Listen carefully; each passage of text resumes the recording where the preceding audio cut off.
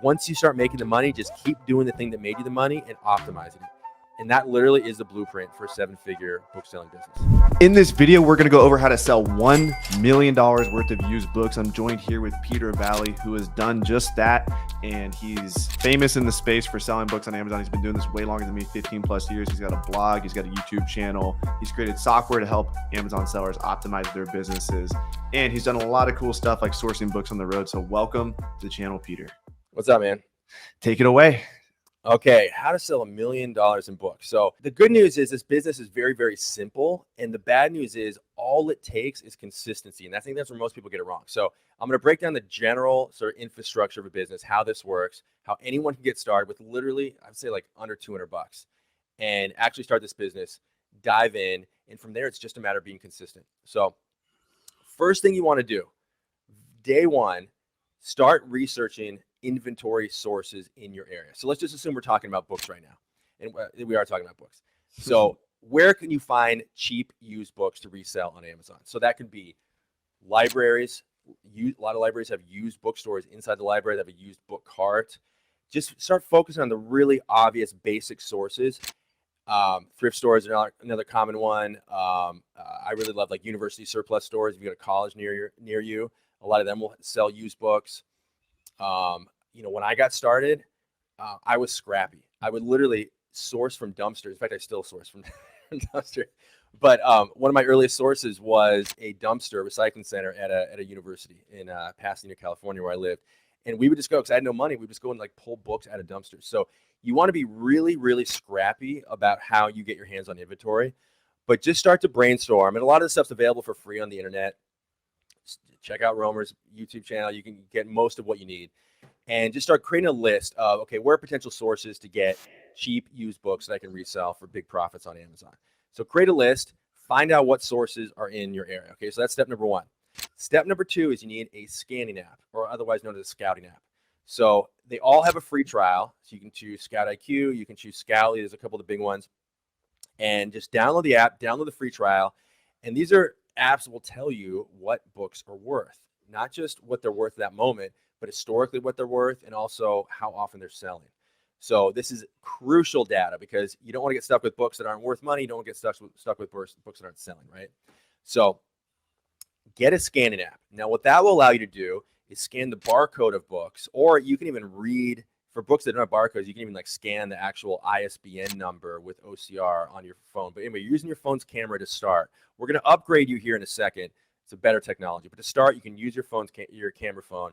Because again, when you start, it's all about limiting your costs, and it's also about kind of proving the concept. Like you can hear from me and Romer this works, but you need to prove it to yourself. So we're going to do this really, really cheap.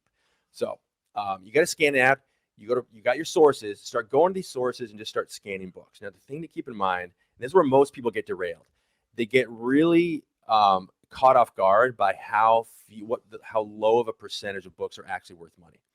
So you go out and you're like scanning, and it's like, oh, well, 1 out of like 200 books has any value at all. That's completely normal. So that's an important thing to understand.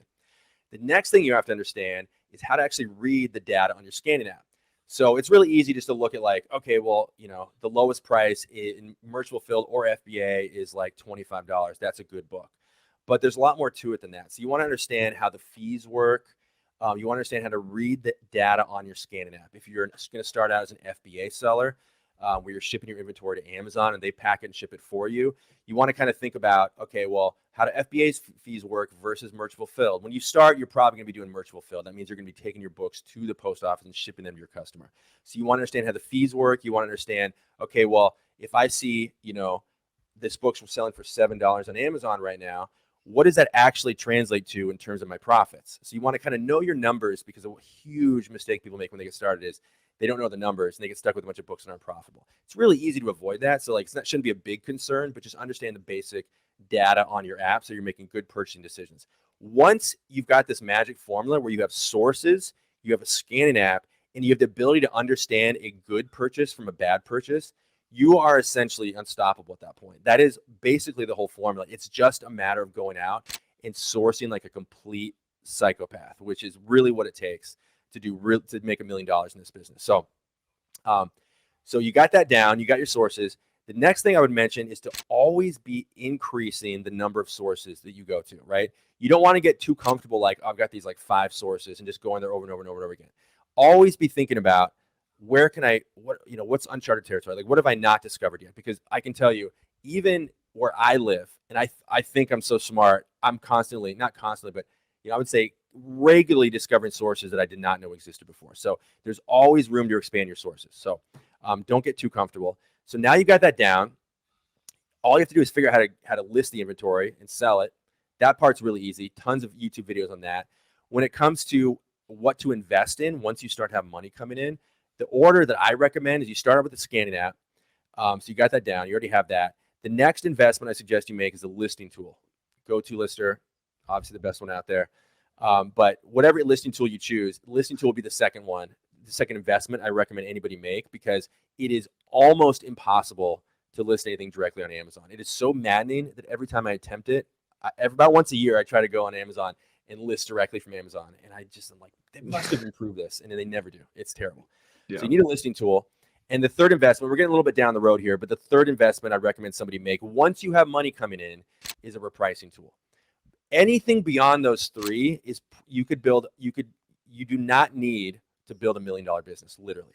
A lot of these tools are nice and they will help you, but those 3 I mentioned are really the core. That's kind of the 3 pillars of your Amazon business in terms of the software that you need.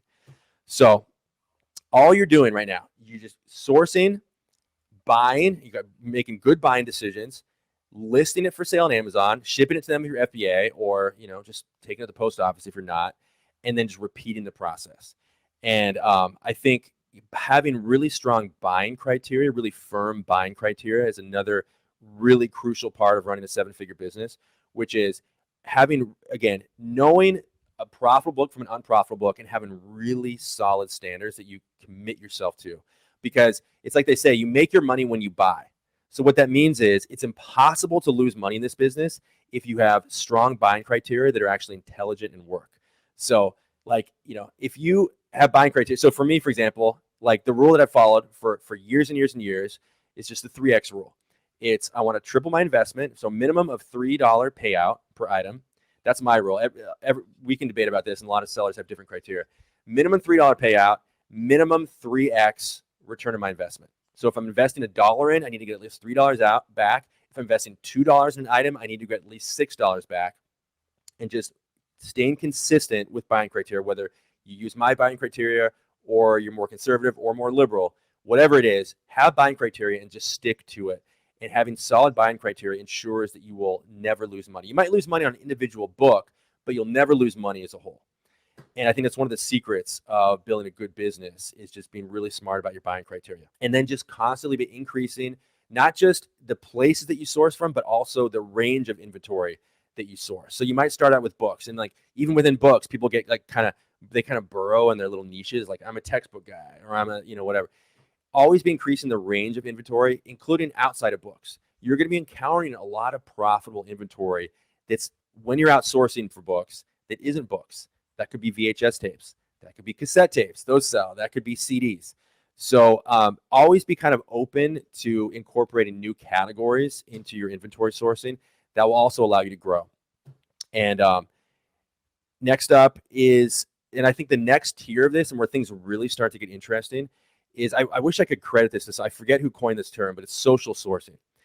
And social sourcing is kind of the next. So once you mastered like what we just described, and that kind of model, next level to it is what's called social sourcing. And I want you to think about inventory sourcing as there's kind of the inventory that is for sale with a price tag is kind of the tip of the iceberg. And there's this massive iceberg under the surface of inventory that you have to actually talk to people to get access to.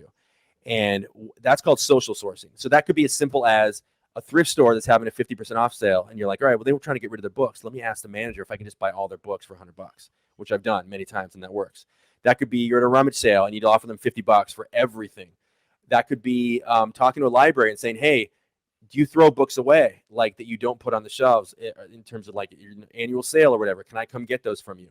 Inventory that you have to talk to people to access is where most 7-figure sellers, that's something they incorporate, the social sourcing aspect. So that's huge. And then from there, Once you dial all that in, it's literally just a matter of consistency. What if you made $1,000? 1,000 times 1,000 is $1 million. Just do the thing that made you $1,000 1,000 more times, or figure out how to turn a $1,000 month into a $10,000 month, and then do that 100 times, and that's $1 million. And so it's just a matter of consistency. Just once you start making the money, just keep doing the thing that made you the money and optimizing it. And that literally is the blueprint for a 7-figure book selling business.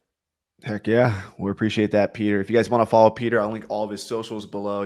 He also has a blog, FBA Mastery, and he made a really cool software called NeuroPrice specifically for booksellers that helps you reprice smarter by, pricing, let's say, more optimistically and not missing out on the FBA blind spot. So if you guys want to learn more about that, I'll also link a video below. That'll be the biggest thank you to Peter, is if you sign up for that software, because it really does help booksellers reprice smarter, and it's optimized in a way that no other repricers are. So thanks, Peter, so much for coming on, and catch you guys in the next video.